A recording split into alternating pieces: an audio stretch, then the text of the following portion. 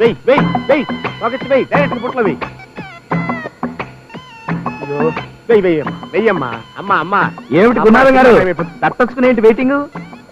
ఏం చెప్పమంటావు రాంబాబు, సాధారణంగా భార్యలు భర్తల్ని వీసీఆర్లు కావాలంటారు, టీవీలు కావాలంటారు, నగలు కావాలంటారు, చీరలు కావాలంటారు.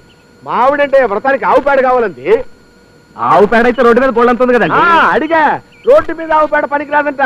పవిత్రంగా ఆవు పేడేస్తున్నప్పుడు డైరెక్ట్ గా పట్టాలంట. అంతలా నవ్వకు రాంబాబు, నీకు పెళ్ళైంది కదా, ఇక నుంచి నీకు స్టార్ట్ అవుతాయి పాటలు. గురునాథం గారు అందరూ మాట్లాడినట్టు మీరు మాట్లాడారంటే నాకు ఒళ్ళు మండుకొస్తుందండి. ఆఫీసర్ గారిని దెబ్బ కొట్టాలని చెప్పి మీరు కార్డు వేయించారు, అది పట్టుకుని పెళ్ళాలంటూ వచ్చేసింది. ఏం చేయాలో తెలియక తస్తున్నానండి. అంత ఆవేశపడకు రాంబాబు, నీకు పెళ్లి ఎక్కడైందని చెప్పింది? మనం కార్డులో వేసినట్టుగానే సిరిపురం రామాలయంలో. అయిందా? అవలేదుగా. మరి ఎందుకని అంత ఆవేశపడతావు? కరెక్ట్ గా రామాలయానికి మీ అమ్మా నాన్నని తీసుకెళ్లి ఆ పూజారి ముందు అడిగించు. ఈ ఐడియా బ్రహ్మాండంగా ఉందండి. సౌండ్ వస్తున్నట్టుంది, పేడ వస్తుంది, వెళ్ళిపోండి. అయ్యి బాబాయ్, సినిమా టైం అయిపోయింది. ఏయమ్మా ఏయమ్మా. మీ అందరికీ గుడ్ న్యూస్. రాజా గజపతిరావు గారు వస్తున్నారు. మళ్ళీ మనం అంతా కలిసి ఓ 2 రోజులు ఫ్యామిలీ నాటకం ఆడబోతున్నాం. వేళాకోళంగా ఉందేరా, హీరో లెవెల్లో బతుకుతున్నాడిని నీ కంటికి నేను ఎలా కనబడుతున్నాను రా?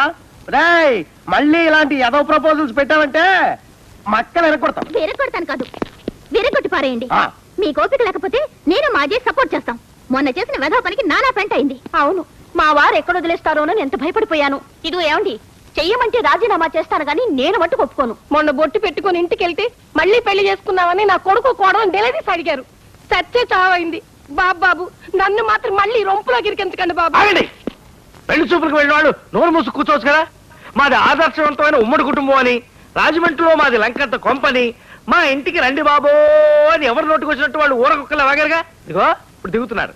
తీరా దిగాక మనది డ్రామా కంపెనీ అని తెలిస్తే కోనవరం రేవులో కాళ్ళు చేతులు లేని వాళ్ళని చాలా మందిని చూశారు కదా. చిన్న చిన్న తప్పులు చేసినందుకే వాళ్ళకి ఆ పార్టలు తీసేస్తే మనం చేసిన తప్పులకు మీ బ్యూటిఫుల్ బాడీస్ లో ఏ పార్టలు తీస్తారని ఊహించుకోండి. చెప్పండి వెదలారా.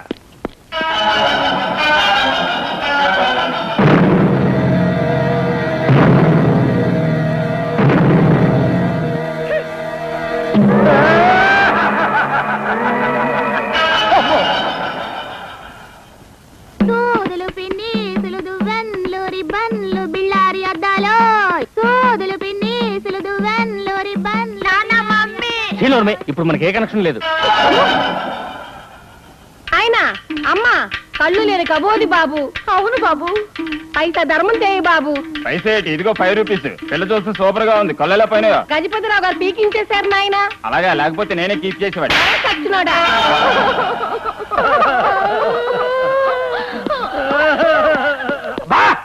ఏడు పాపేసి 2 రోజులు యాక్ట్ చేసి చాలు, గజపతిరావు వెళ్ళిపోతారు. నిజంగా 2 రోజుల్లో వెళ్ళిపోతాడా? వెళ్ళిపోతారయ్యా. ఏం చేస్తాం, ఎలాగోలా సర్దుకుందాం.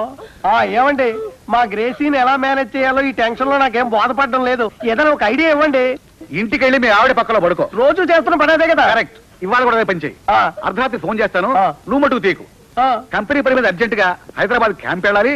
సామాన్ రాత్రి వెంటనే బయలుదేరమని అరుస్తా. నువ్వు కొంచెం మొండికి మీ ఆవిడ బతివాళ్తుంది. అప్పుడు నువ్వు వచ్చేసే. అర్థమైందా? ఏమయ్యా, మన ఇల్లు బ్రహ్మాండంగా ఉంటుందని కోతలకు వచ్చాం కదా, అలాంటిది మన ఊళ్ళో ఎక్కడుందో వీళ్ళు ఎక్కండి. అమ్మో టైం లేదు, వీళ్ళు ఎక్కండి. Tiger come on. గుడ్.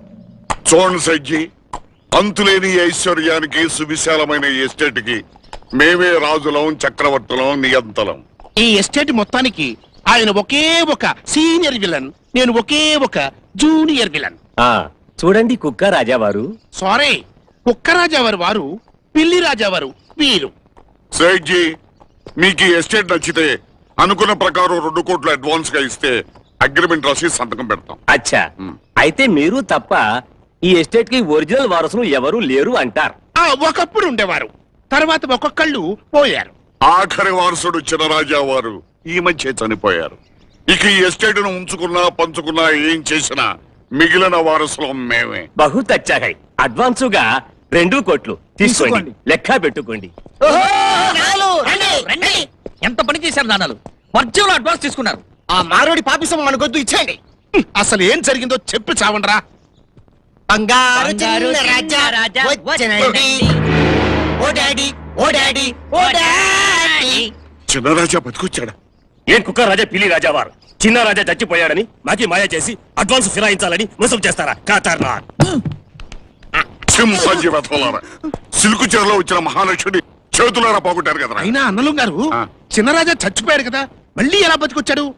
పిన్ని గారు ఏమ్మా కాస్త మీ టూత్ పేస్ట్ 4 బద్ద ఇస్తారా వాడుకొని ఇచ్చేస్తాం.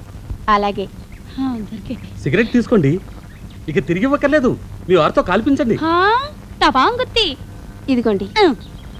అదేమిటండి అనవసరంగా సిగరెట్ కూడా ఇచ్చారు? అస్తమానం మన ఇంటికి వచ్చి సామాన్లు అడిగి పట్టుకెళ్తుంది కదా, అందుకని బుద్ధి చెబుదామని సిగరెట్ లో సీమ టపాకే పెట్టి ఇచ్చా. ఈ దెబ్బతో టపాంగుతైపోద్ది. ఏమండి సిగరెట్ ఫ్రీగా వచ్చింది, కాల్చండి. ఊరికే ఎవరైనా తాడిస్తే ఊరేసుకోమనేట్టున్నావే. నాకు సిగరెట్ తాగే అలవాటు లేదు కదే. ఫ్రీగా వచ్చిందండి, కాల్చండి. నేను కాల్చను. కాల్చకపోతే తర్వాత మీరే బాధపడతారు. ఏం చేస్తావే? మహా అయితే అన్నం పెట్టవు, అంతే కదా. టపాంగుత్తి. మీనాక్షి మీనాక్షి మీనాక్షి సిగరెట్ ఇవ్వు, కాల్చుతాను. అగ్గిపెట్టేది ఇదిగోండి కాల్చండి. థ్యాంక్స్. అద్దంలో మీ మొహం చూసుకున్నారా? ఎందుకు?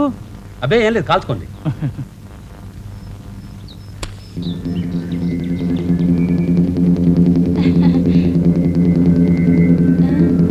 పెద్ద రింగులు వదలండి.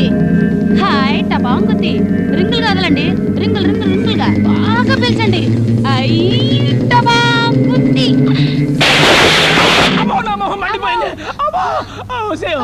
నా మొహం ఉందా ఉడిందా చూడవే. సిగరెట్ పేలిందేమిటి? మా ఇంట్లో వస్తువులు అంతే, అప్పుడప్పుడు పెళ్తుంటాయి. ఇంకెప్పుడు ఏమీ అడగండి. పదవే. మీరు లోపలికి వెళ్ళండి, నేను ఎవరింటికైనా వెళ్ళి బర్ణాలు పట్టుకొస్తాను. నీ మొహం మండ. నా మొహం టపాం గుర్తి అయినా నీకు ఇంకా బుద్ధి రాలేదంటే. 100% మనం గెలుస్తారా? నువ్వు కాన్ఫిడెంట్ గా ఉండు. ఓకేరా రేయ్ తీస్తారా?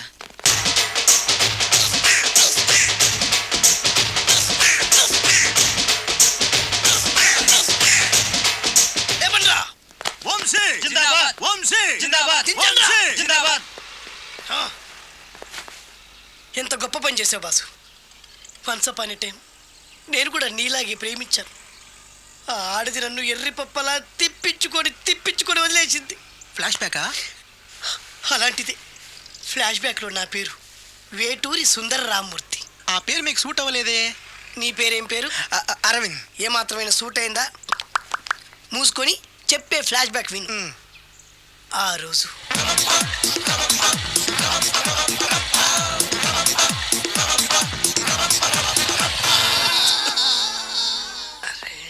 ఏంటిది? కొత్త బండి ప్రాబ్లం రాకూడదే. ఓవర్ఫ్లో అయిందా? Excuse me.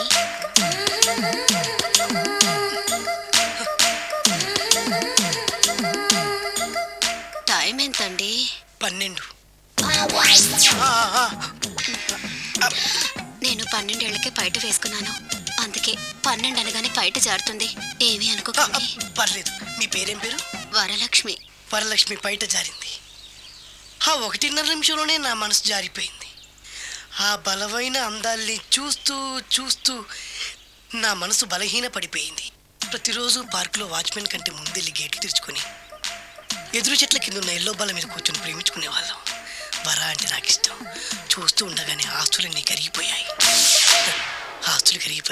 వర లావెక్కింది. వర అంటే నాకు ఇష్టం, నేనంటే వరాకి ఇష్టం. అలా ఇద్దరం ప్రేమించుకున్నాం. చివరికి నేను ఎదురు చూస్తున్న రోజు రానే వచ్చింది. సుందర్, ఏంటి అర్జెంట్గా రమ్మని కబురు పెట్టావు? పెళ్లి మ్యాటర్ మాట్లాడడానికి. Thank you very much. నా పెళ్లికి నువ్వు తప్పకుండా రావాలి. ఎవరుగా? నా పెళ్లికి నేను రాకుండా ఎలా ఉంటా? నేను మాట్లాడేది నా పెళ్లి గురించి. రండి, నేను పెళ్లి చేసుకోబోయేది ఇతన్ని.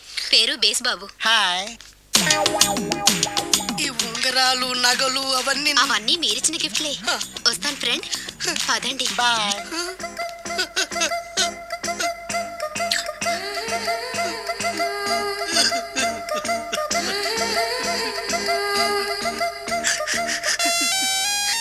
ఈ నలుపు నచ్చలేదని ఓ ఎరుపుతో వెళ్ళిపోయింది. ఆ రోజు నుంచి సుందర్రామూర్తి పిస్తాగా మారాడు. ఎంతో మంది అమ్మాయిలు అబ్బాయిల్ని ప్రేమగా వెంట తిప్పుకొని చివరికి ఫ్రెండ్షిప్ అని వెళ్ళిపోతున్నారు. ఈ అన్యాయానికి న్యాయం జరగాలి. చెప్పు, ఏం చేయమంటావు? నువ్వేం చేయకుండా ఉంటేనే బెటర్. ఏ జడ్జిమెంట్ మాకు ఫేవర్ గా వస్తుంది అనుకుంటున్నాం. ఓహో,